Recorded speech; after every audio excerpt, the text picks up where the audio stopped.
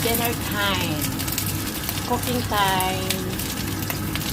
Ito guys, one of my best recipe for tonight. Kaya, capsicum with seafood shrimps inside. So, ayan guys, okay na po. So, kailangan na natin siyang baliktarin para hindi siya so, ganyan siya. So, napakasarap talaga nito. Sausaw mo lang sa ano. Huwag lang natin takpan kasi pag takpan natin, hindi na siya crunchy. So, ayan. Tarin na naman natin. Oh! Para hindi na siya masunog. Napaka-crunchy naman.